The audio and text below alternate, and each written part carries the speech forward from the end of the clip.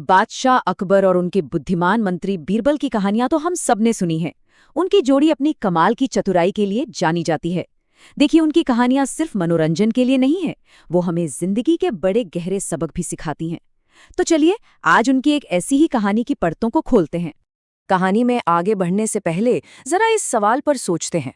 ये एक ऐसी मुश्किल है जो सदियों से न्याय के रास्ते में खड़ी रही है, और यही हमारी आज की कहानी का सबसे अहम हिस्सा है। तो चलिए सीधे चलते हैं बादशाह अकबर के आलीशान दरबार में। माहौल काफी गंभीर है, क्योंकि दो बहुत ही जाने माने व्यापारी एक बड़ा ही अजीब विवाद लेकर पहुंचे हैं। तो मामला जितना सीधा दिखता है, उतना ही पेचीदा है। एक व्यापारी कह रहा है कि उसने दूसरे को हिफाजत के लिए कीमती हीरे दिए, और दूसरा वो साफ साफ मुकर रहा है, कह रहा है कि उसे कुछ मिला ही नहीं। अब एक का कहा दूसरे के खिलाफ है, और कोई गवाह या सबूत भी नहीं। इस अजीब स्थिति ने तो दरबार के बड़े बड़े बुद्धिमानों का भी सिर चकरा दिया। भाई, जब कोई सबूत ही नहीं है तो फैसला कैसे हो? न्याय का तराजू आखिर किस तरफ झुके? और जब सारे रास्ते बंद नजर आने लगते हैं, तब बादशाह अकबर अपने सबसे काबिल मंत्री बीरबल को याद करते हैं। सब जानते हैं कि बीरबल की पारखी नजर से सच छिप नहीं सकता। बीरबल बड़े ही आत्मविश्वास के साथ दोनों व्यापारियों की तरफ देखते हैं और उन्हें ये भरोसा दिलाते हैं। उनकी इस बात से ही ये साफ हो जाता है कि उनके दिमाग में कोई ना कोई अनोखी तरकीब जरूर चल रही है। और बस यहीं से कहानी एक ऐसा मोड़ लेती है जिसके बारे में किसी ने सोचा भी नहीं था। बीरबल एक ऐसी परीक्षा तैयार करते हैं जो किसी आम जांच पड़ताल जैसी बिल्कुल नहीं थी।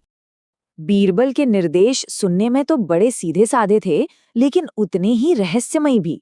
एक मिट्टी का घड़ा, एक बीज और अंकुर फूटने का इंतजार। अरे भाई, इसका हीरों की चोरी से भला क्या लेना देना हो सकता है? अगले दिन दरबार में माहौल देखने वाला है। एक अजीब सा तनाव और खामोशी है। दोनों व्यापारी अपने अपने घड़े लेकर हाजिर हैं। एक के चेहरे पर उम्मीद है तो दूसरे पर कुछ और। अब बस सच सामने आने ही वाला था।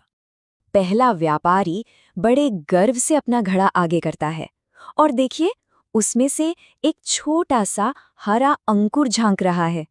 एक पल के लिए तो सबको लगा कि बस सच्चाई की जीत हो गई और झूठा पकड़ा गया।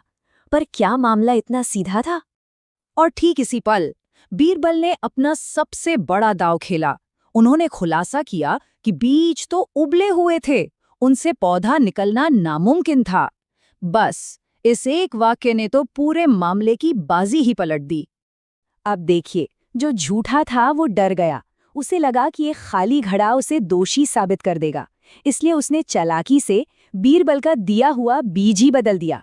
उसे क्या पता था कि झूठ को छिपाने की उसकी यही कोशिश उसके खिलाफ सबसे बड़ा सबूत बन जाएगी। जब बीरबल की बुद्धिमानी के सामने उसका झूठ पकड़ा गया, तो उस व्यापारी के पास अपना जुर्म कबूल करने के अलावा और कोई रास्ता बचा ही नहीं। हीरे असली मालिक को वापस मिल गए और न्याय हुआ। तो ये कहानी सिर्फ एक विवाद को सुलझाने के बारे में नहीं है। नहीं, ये हमें जिंदगी के कुछ बहुत ही जरूरी सबक सिखाती है, जो आज भी उतने ही मायने रखते हैं। तो इस कहानी की कीमिया हमें क्या सिखाती है? पहली बात कि सच में एक अजीब सी ताकत होती है।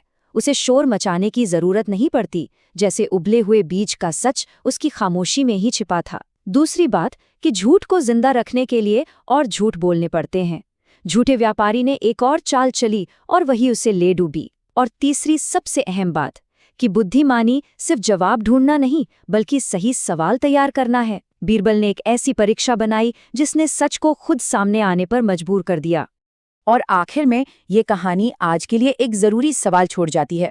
इस वैकल्पिक तथ्यों और गलत सूचनाओं के दौर में सच को परखने के लिए हमारी उबले हुए बीज वाली परीक्षा क्या हो सकती है?